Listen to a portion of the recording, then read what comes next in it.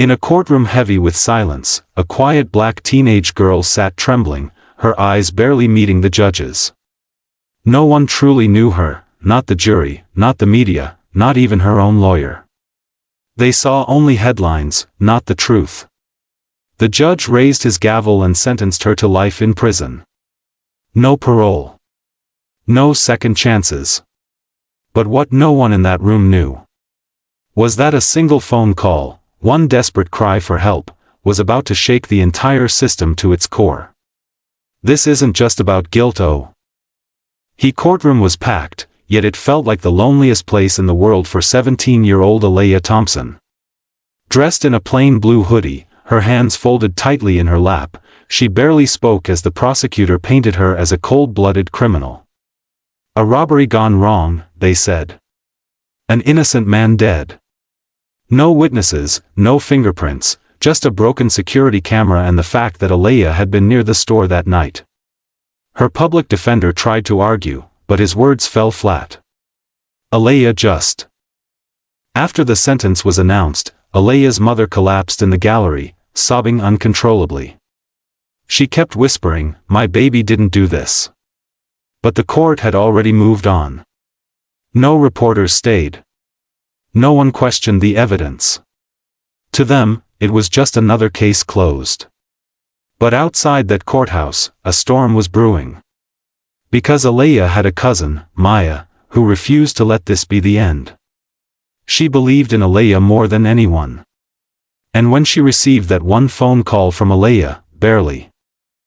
Maya didn't waste time. She dug through every news article, every police report, and every court document she could find.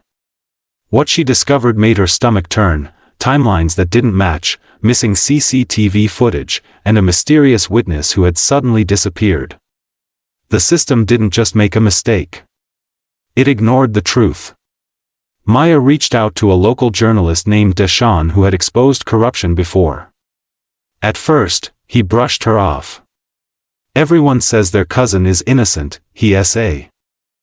Deshawn met with Maya in a quiet diner on the city's east side.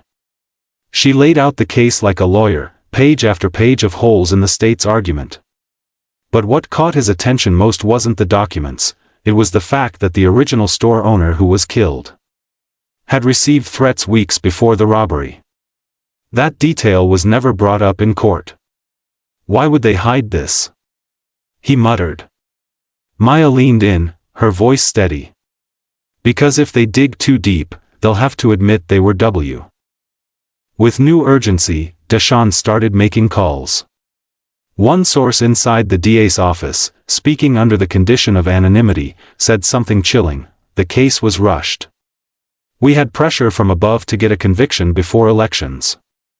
Deshawn's heart sank. This wasn't just a mistake, it was a political cover-up. Meanwhile, Aaliyah sat in her cell, counting the days in silence. Her bunkmate handed her a small notebook. "Write everything down," she said. "Your story. Don't let them erase you." Maya and Deshawn decided to visit the scene of the crime, the small corner store where everything changed. The store had been boarded up for months, but neighbors still remembered that night. One elderly man said he saw someone run from the alley, wearing a red jacket. "Not blue," he insisted. "Red. And that girl they locked up? She was already down the block when I came outside." No one ever took his statement. Maya looked at Deshawn. "They ignored this?" He nodded. "Or buried it." That's when. Back at the newsroom, Deshawn published his first article, "Rushed Justice?" Inside the case of Aaliyah Thompson. It went viral overnight. Thousands of shares, comments from former attorneys, even civil rights activists started asking questions. Maya watched the reaction unfold online. Some called it bravery, others called it troublemaking. But for the first time, Aaliyah's name wasn't just a headline. It was a cry for justice. In prison, Aaliyah read the article through tears. "Someone sees me," she. The article caught the attention of a young defense lawyer, Amir Khalil, known for taking impossible cases. He reached out to Maya. "I read everything," he said. "I believe she was framed."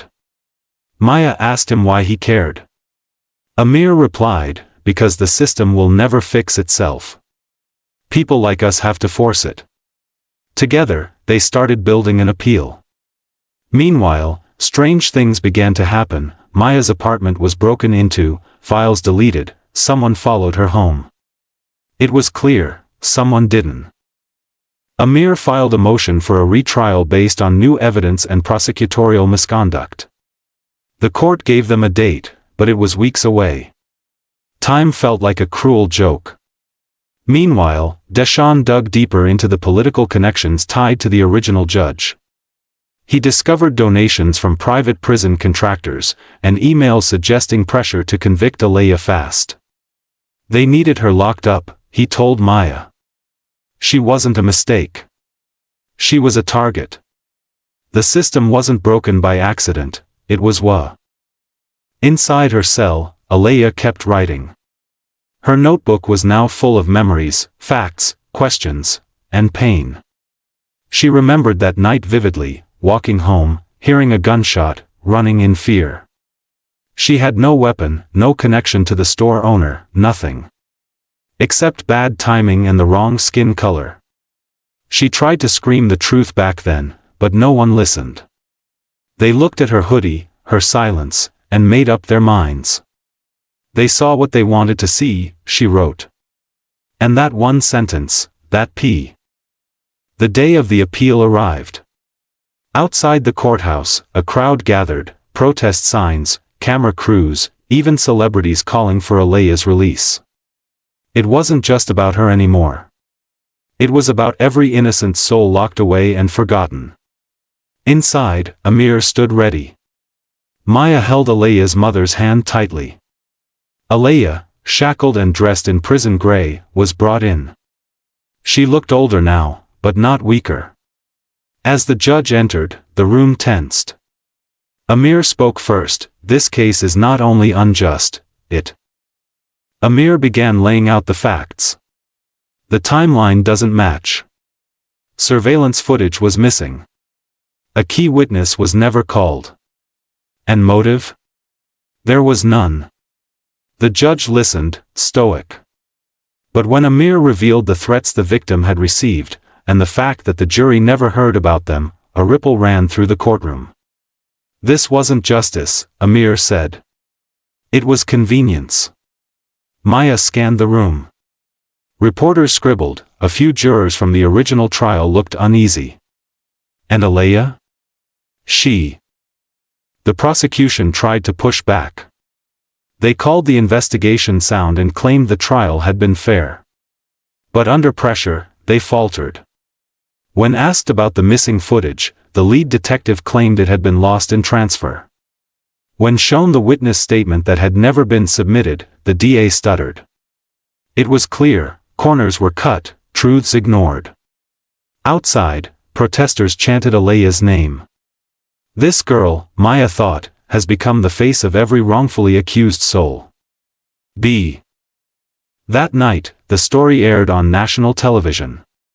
Deshawn's reporting made waves, exposing political donors, private prison incentives, and election-time pressure on the DA's office. The public was outraged. Hashtags like #FreeAlea and #SystemOnTrial trended globally. Celebrities, activists, and even former judges spoke out.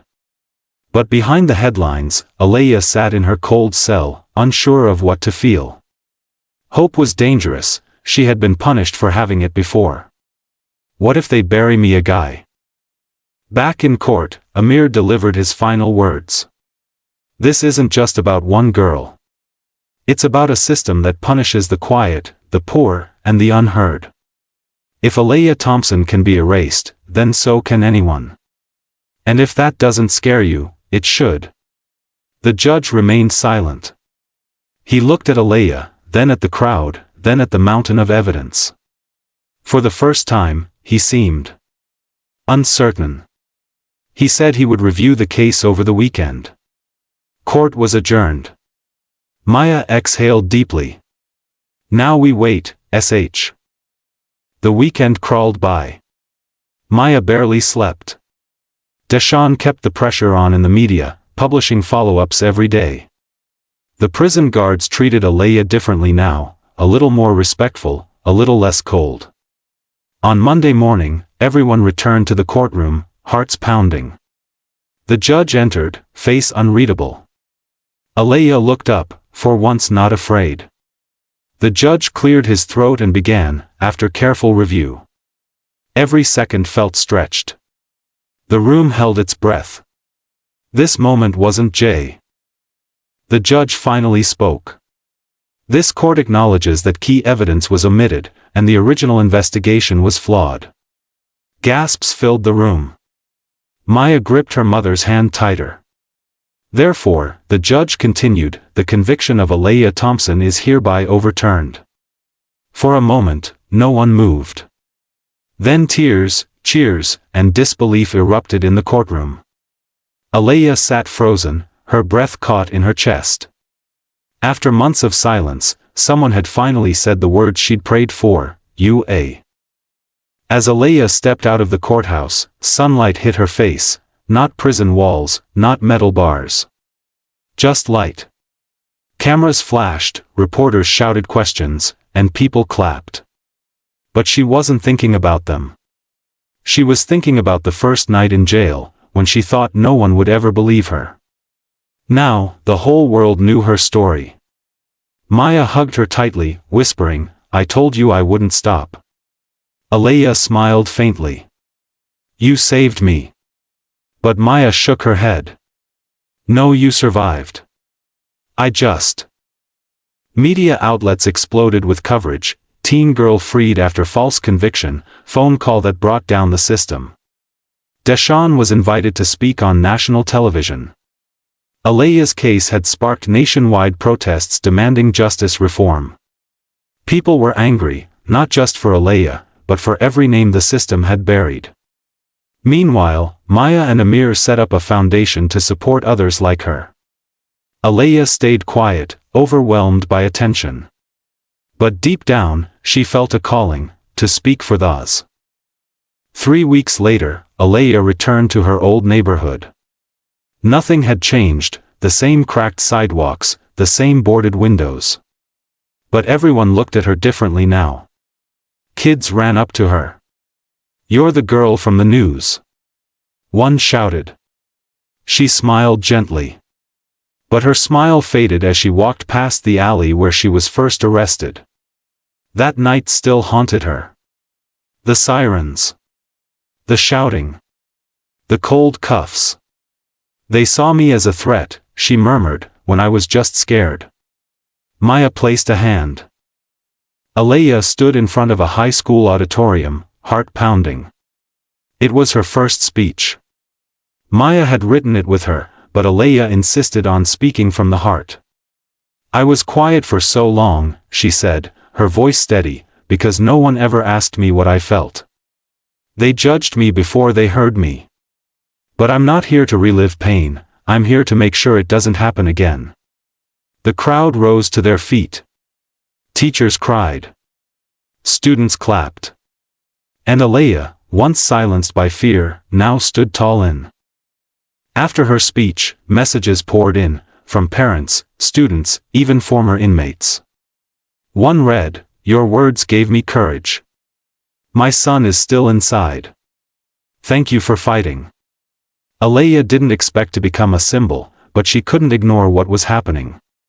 Maya suggested they visit juvenile centers to speak directly to young inmates. At first, Alea hesitated. "What if I can't help them?"